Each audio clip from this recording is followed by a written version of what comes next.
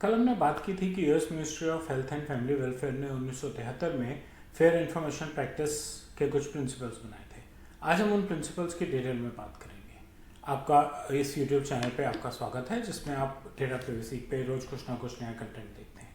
आइए आज हम बात करें कि फेयर इंफॉर्मेशन प्रैक्टिस के प्रिंसिपल्स क्या हैं। सबसे पहली, collection limitation principle. Collection limitation principle मतलब आप यूजर से सिर्फ उतना डेटा कलेक्ट करें जितना आपको उस पर्पस के लिए चाहिए। कोई फालतू डेटा नहीं कलेक्ट कीजिए। जो कलेक्ट करें उसको बहुत ही लॉफुल तरीके से, बहुत ही फेयर ट्रांजैक्शन की तरह कलेक्ट करें और यूज़र को पता होना चाहिए कि आप उसका क्या डेटा कलेक्ट करें। यूज़र की नॉलेज में होना ज़रूरी है। ऐसा ना हो कि यूज़र को अचानक लगे कि कोई मेरा डेटा ऐसे कैसे यूज़ कर रहा है। ऐसा भी हो सकता है कि आपने उसका डेटा उससे ना लेके किसी और से लिया हो, फिर भी आप उसको इन्फॉर्म करें और उसका कंसेंट लें। ये बहुत इंपॉर्टेंट है कि यूज़र का खुद का कॉन्फिडेंस होना चाहिए आप पे। ऑब्जेक्टिव क्या है इसका? सिंपल।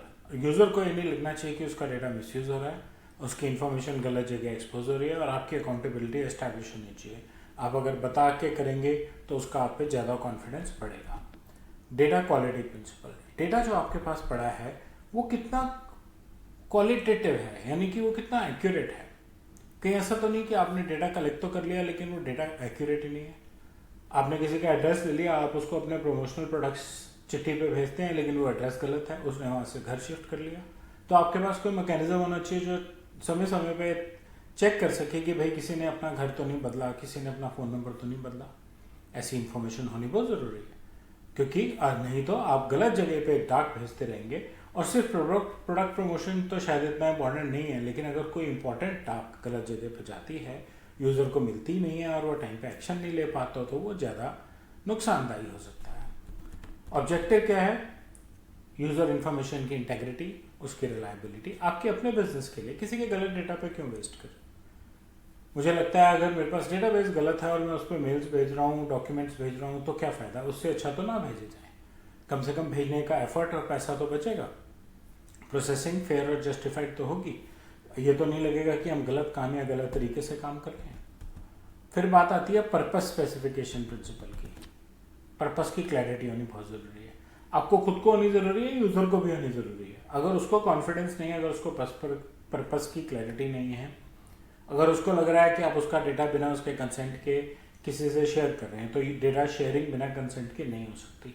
हो सकती है सिर्फ उस केस में जो कोई लीगल ऑब्लिगेशन है और कोर्ट ने कहा है कि ये डेटा आप शेयर कीजिए, नहीं तो किसी की पर्सनल इन्फॉर्मेशन आप बिना उसकी परमिशन के नहीं शेयर कर सकते।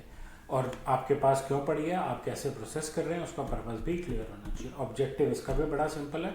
आप चाहते हैं कि यूज़र का आप पे विश्वास बना रहे, आपका प्रोसेस ट्रांसपेरेंट रहे और आप यूज़र को कॉन्फिडेंस दिलाना चाह रहे हैं कि उसका डेटा आप रीपर्पज नहीं कर रहे, कहीं और इस्तेमाल नहीं कर रहे। तो उसके बाद आता है जी यूज़ लिमिटेशन प्रिंसिपल। मान लीजिए आपके पास ज़्यादा इन्फॉर्मेशन है लेकिन आपको पूरी इन्फॉर्मेशन की ज़रूरत नहीं है।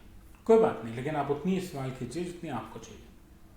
ठीक, लिमिटेड इन्फॉर्मेशन है तो लिमिटेड इन्फॉर्मेशन यूज़ कीजिए उतने पीरियड के लिए जितने पीरियड के लिए आपने डिफाइन किया। आपने डिफाइन किया कि ये प्रोसेसिंग 3 महीने में ख़त्म होगी, तो 3 महीने के बाद आप वो इन्फॉर्मेशन का क्या करेंगे?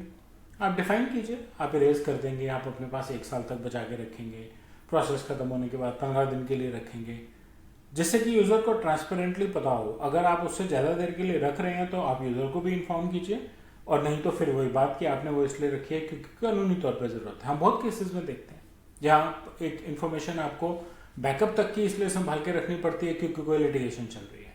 डेटा की ज़रूरत पड़ेगी या नहीं पड़ेगी, लेकिन अगर पड़ी और अवेलेबल नहीं हुआ तो वो ज़्यादा बड़ी प्रॉब्लम हो सकती है, इसलिए डेटा संभाल के रखना ज़रूरी है। ऑब्जेक्टिव, अनएक्सपेक्टेड प्रोसेसिंग नहीं होनी चाहिए, अनऑथराइज्ड मेथड्स नहीं यूज होने चाहिए प्रोसेसिंग के, और यूज़र को कॉन्फिडेंस होना चाहिए कि उसकी प्रिवेसी, उसकी पर्सनल इन्फॉर्मेशन आपके पास सेफ है। सिक्योरिटी स्टैंडर्ड्स, डेटा सिक्योर रहना चाहिए, कोई अनऑथराइज्ड एक्सेस नहीं होना चाहिए, डेटा करप्ट नहीं हो सकता, डेटा कोई लूज नहीं कर सकता, कोई मिसयूज नहीं कर सकता। एन्क्रिप्शन, एनोनिमाइजेशन जैसे प्राइवेसी एनहांसमेंट टेक्निक्स यूज़ कीजिए। ऐसी प्राइवेसी एनहांसमेंट टेक्निक्स के बारे में मेरे चैनल पे एक पूरा का पूरा डेडिकेटेड वीडियो है, आप उस वीडियो में देखिए क्या होती हैं। फिर से ऑब्जेक्टिव क्या है? सिक्योर डेटा, यूज़र का कॉन्फिडेंस कि उसकी इन्फॉर्मेशन कोई अनऑथराइज लोग नहीं देख रहे हैं, उसकी इन्फॉर्मेशन करप्ट नहीं हो रही है, उसकी इन्फॉर्मेशन का डेटा लॉस नहीं हो रहा। सिक्योरिटी के डिफाइन किए हुए CIA, track, confidentiality, integrity, availability को आप मेंटेन करके रख रहे हैं। Next principle, openness. शब्द का मतलब ही ट्रांसपेरेंसी है। Purpose clear, identity of controller, कौन कंट्रोलर है उस इंफॉर्मेशन का, कौन प्रोसेस कर रहा है, कैसे प्रोसेस कर रहा है, ये सब कुछ ट्रांसपेरेंटली अवेलेबल होना चाहिए, कुछ हेर फेर इधर उधर नहीं होना चाहिए। फिर से ऑब्जेक्टिव क्या है, यूज़र का inform decision, free consent. Free consent आपको तभी मिलेगा जब यूज़र को पता है अपने इन्फॉर्मेशन का क्या करना है। अगर उसका कॉन्फिडेंस नहीं है तो आपको कंसेंट आराम से नहीं मिलेगा। और यूज़र का ट्रस्ट, क्योंकि आप उसकी इन्फॉर्मेशन यूज़ कर रहे हैं तो उसका विश्वास तो आप पे बना हुआ होना चाहिए। इंडिविजुअल पार्टिसिपेशन प्रिंसिपल, ये कुछ राइट्स हैं जो GDPR के अंडर भी दिखते हैं। तो हमने कहा ही कि आज की डेट के प्रिवेसी में बहुत सारे प्रिंसिपल्स FIP से आए हुए हैं। Right to be informed, right to access, right to rectification, right to erasure, ये सब राइट्स अवेलेबल हैं।